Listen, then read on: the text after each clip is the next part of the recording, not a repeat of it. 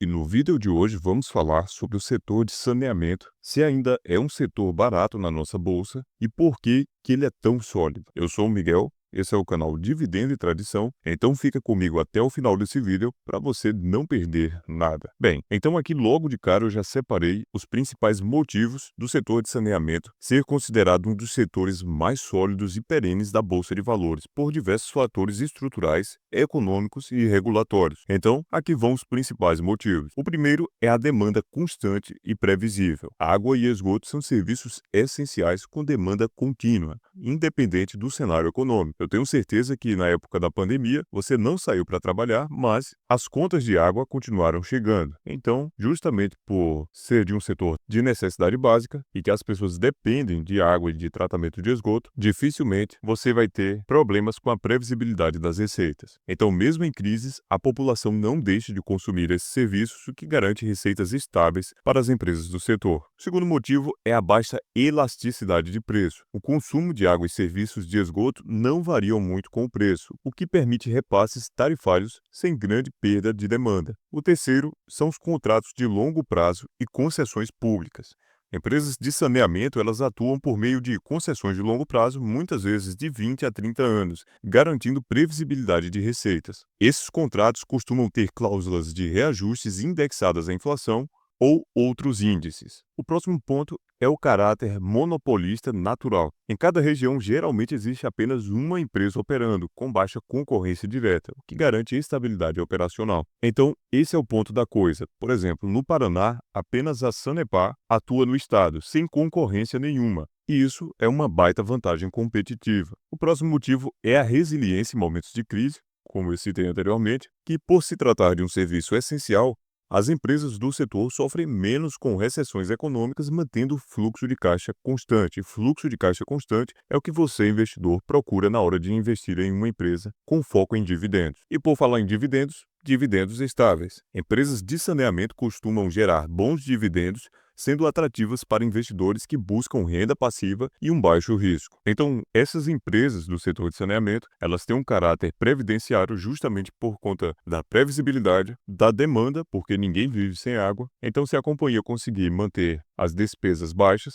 ela vai conseguir lucrar e repassar os dividendos para os acionistas. Dividendos esses corrigidos pela inflação, justamente por conta dos repasses tarifários. Então, eu separei aqui uma das empresas mais interessantes que nós temos na bolsa, que é a Sanepar, justamente para mostrar a performance da empresa ao longo do tempo. Eu já fiz um vídeo aqui no canal mostrando que a rentabilidade da Sanepar, mesmo considerando o dólar, foi maior do que a Berkshire Hathaway do Warren Buffett, isso nos últimos 10 anos. Observe que a rentabilidade real já descontada a inflação foi de quase 31% por ano, enquanto a Berkshire foi de 19,3%. Então, mesmo você colocando a alta do dólar aqui, puxando de 2015 para cá, ainda assim a Sanepar teve uma rentabilidade muito melhor. Isso daqui já considerando os dividendos pagos pela companhia. E por falar nisso, a Sanepar está em um momento muito interessante e esse gráfico de lucro versus a cotação da empresa mostra claramente isso. Observe que a lucratividade tem sido maior do que o que a empresa é cotada em bolsa. Então, é por esse tipo de assimetria que o investidor de longo prazo tem que procurar, que é quando a empresa está lucrando muito e as cotações estão defasadas. Isso mostra uma assimetria, então quem compra aqui tem margem de segurança. Foi o que aconteceu aqui em 2015 e entre 2021 e 2022. Bem, fora isso, a Sanepar tem um dos gráficos mais bonitos da bolsa, porque observe que ao longo do tempo o lucro líquido foi crescente, apesar de, em alguns anos,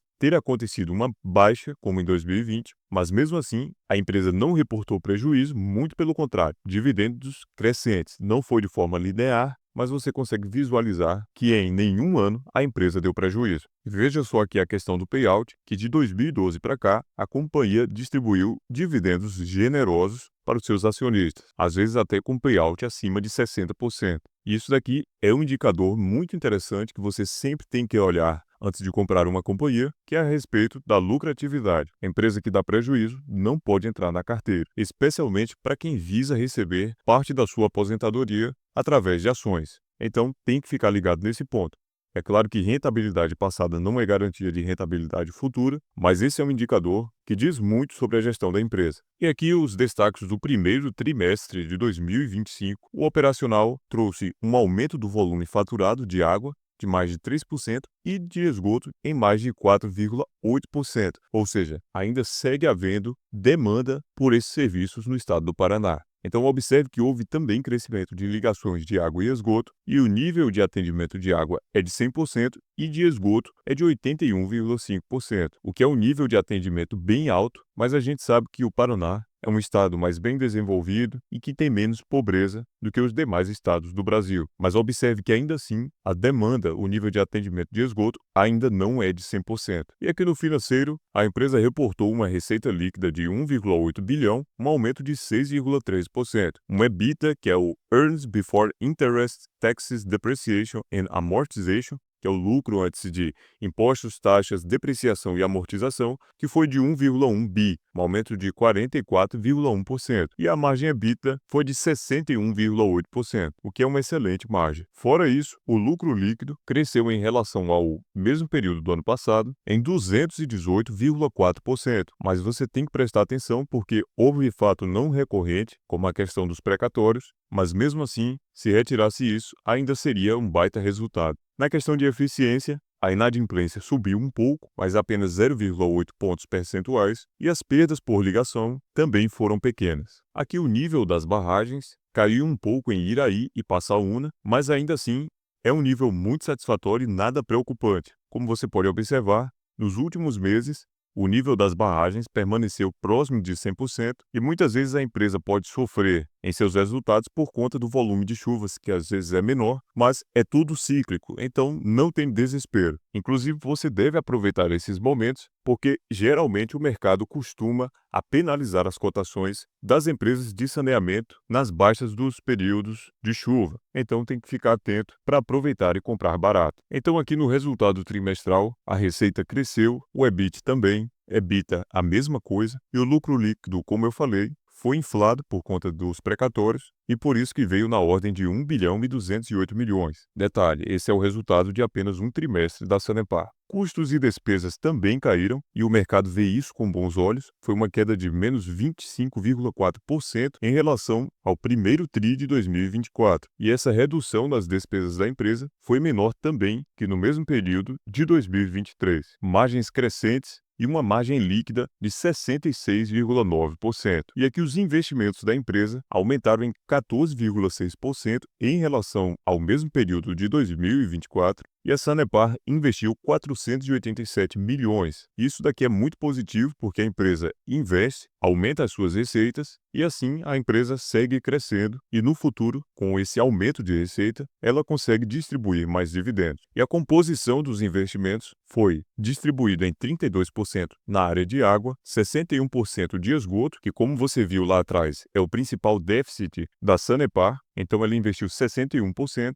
E o mais interessante é que a origem desses recursos, 78% é recurso próprio e apenas 22% é recurso de terceiros. Isso é muito bom porque a empresa evita pagar juros em um período de Selic tão alto. E aqui analisando o perfil da dívida da empresa, quando você pega a dívida total e exclui o caixa que a companhia tem, então a dívida líquida é de 4 bilhões e 760 milhões, o que representa um EBITDA de 1,5 vezes. Um endividamento muito baixo, especialmente porque a Sanepar é uma empresa muito previsível. Então, dificilmente você vai ter algum grande susto nos resultados da empresa, como uma queda abrupta em sua lucratividade. Então, é muito tranquilo, 1,5 vezes o EBITDA é uma posição muito confortável para a Sanepar. E observe a geração de caixa, como tem crescido ao longo dos anos, e a composição da dívida está alocada principalmente em IPCA e DI. E observe que dado interessante. Se você fosse tentar montar uma Sanepar do zero, com todas as estações de tratamento, com todos os veículos e com todo o know-how do pessoal, você gastaria mais do que apenas comprando as ações da empresa na bolsa.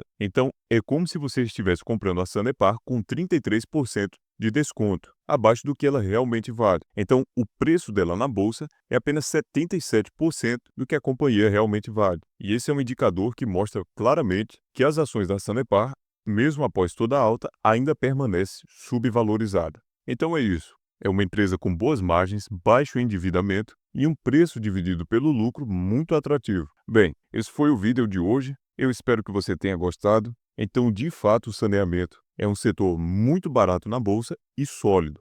Então, quem tem visão de longo prazo tem que ficar ligado nessas empresas de saneamento e aproveitar os momentos de baixa para poder comprar e aumentar o número de ações. Bem, então se você gostou desse vídeo, por gentileza, deixa o like, se inscreve aqui no canal Dividendo e Tradição e agora eu te convido a assistir esse outro vídeo em que eu falo sobre o aluguel de ações. Eu tenho certeza que você quer receber mais renda passiva, então clica aí para você entender como funciona a custódia remunerada. Um abraço para você e fique com Deus!